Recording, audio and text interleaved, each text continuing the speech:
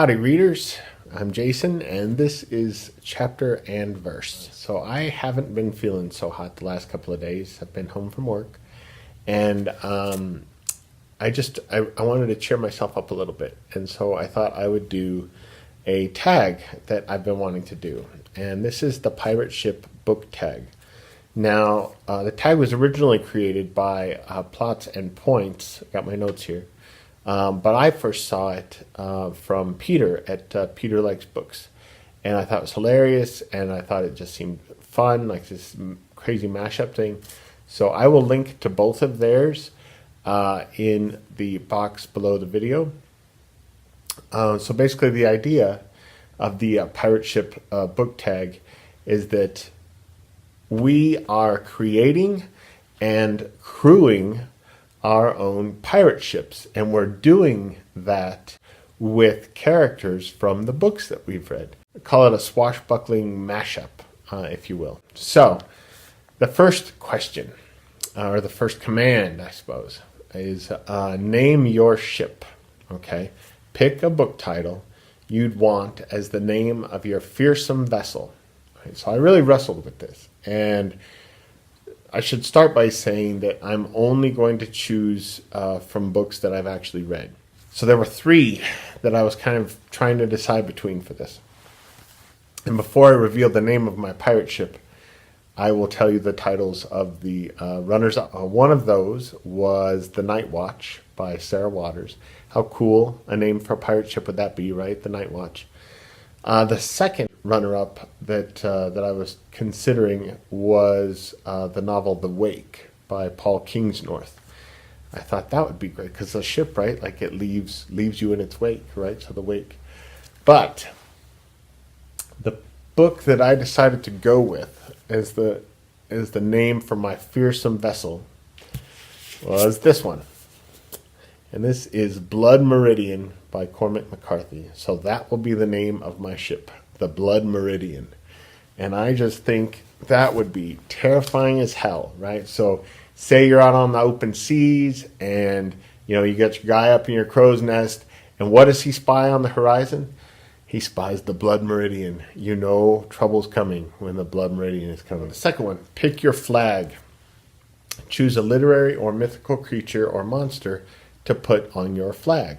So I decided to go with a character from a book that I actually don't like. And it's a book that it seems like everybody else on BookTube loves. So I am in the distinct minority as far as that goes. But I'm going to put on my flag Yorick from The Golden Compass by Philip Pullman, also known as Northern Lights over in England.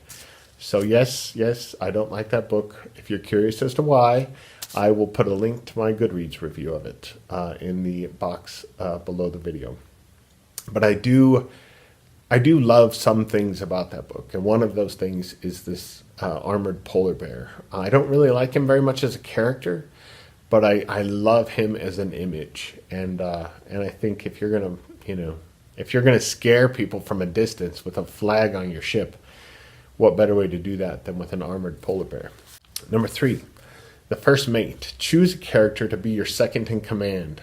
This was pretty easy, actually, for me to decide on. In order to do that, you first need to ask yourself, what do you want? What characteristics do you want your second in command to have? Okay, so they should be able to think on their feet. They should be rational. They should be level-headed.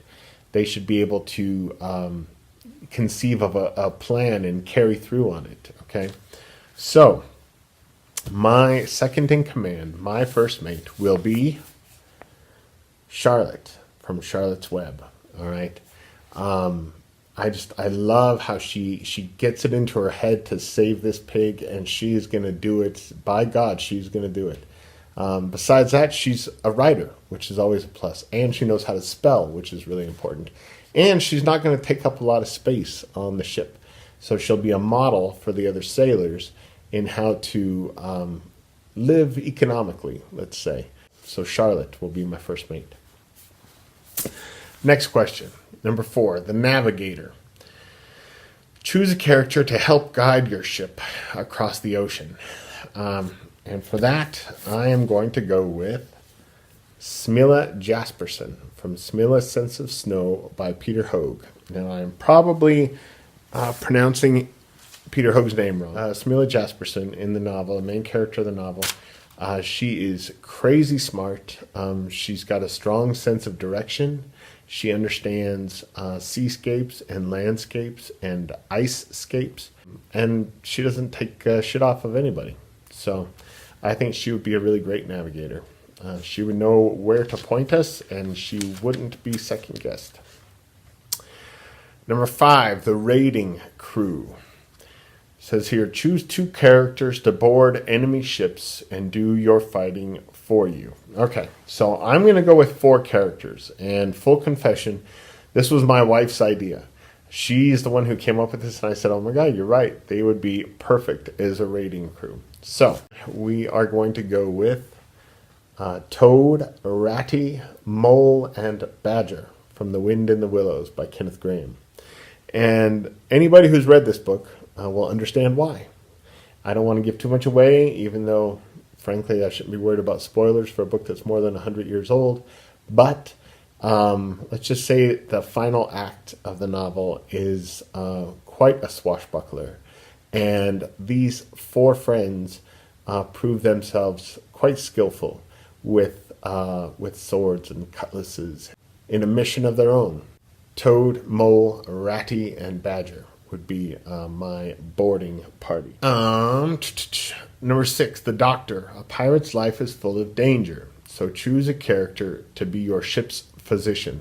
This was also kind of a no-brainer, and this character also, like Yorick from The Golden Compass, this character comes from a book that I don't like, and I actually can't stand this one. I dislike this book a lot more than The Golden Compass, and that's Frankenstein.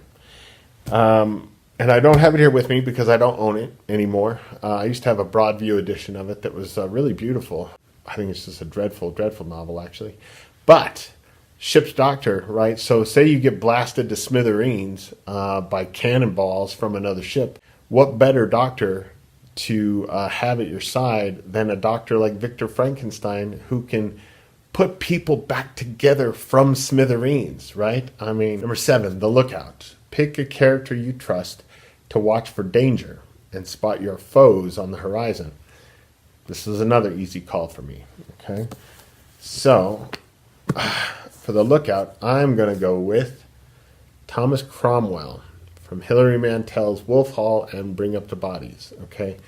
Now, when you read these books, Thomas Cromwell, he's good at everything, okay? There's nothing he's not brilliant at. But what he's best at is spotting Henry VIII's foes from a mile away.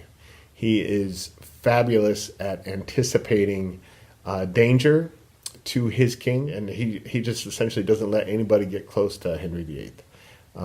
If they've got ulterior motives, they are in, well, let's just say hot water, right? Boiling seas. Number 8, the entertainment. Pick a character to entertain your mates on the long sea nights. This was kind of tricky. But what I finally decided to do was to go with Ned Rise from Water Music by T.C. Boyle. Okay, so this is a crazy, crazy book. I would say you definitely should read this. I have no idea if you'll like it. Our book club read it some years ago. I thought it was one of the best things I'd ever read, as did my friend Ben. Everybody else hated it. So, but the character of Ned Rise he is crazy as hell. And there are parts in this book that are just laugh out loud funny because of Ned Rise and his manic antics. And he is just a nut. So Ned Rise is who I would have entertain the crew. And then the last question, number 9, the Poop Deck Swabber. Choose a character you want to force to scrub the poop deck. Well, I'm going to go with a character from another novel that I can't stand. And I'll concede that I might not like this novel because I read a bad translation of it. I concede that that's a possibility. But I'm going to go with Emma Bovary from Madame Bovary. I'm not even going to say what I think Emma Bovary is. I just wanted to wring her neck through that whole book. And I won't spoil the ending for you, But let's just say the ending is the best part of the book. And if I could have her scrubbing the poop deck on my pirate ship on the Blood Meridian, I would let her be spared that fate at the end of the book. So that's what I'm thinking for my pirate ship here.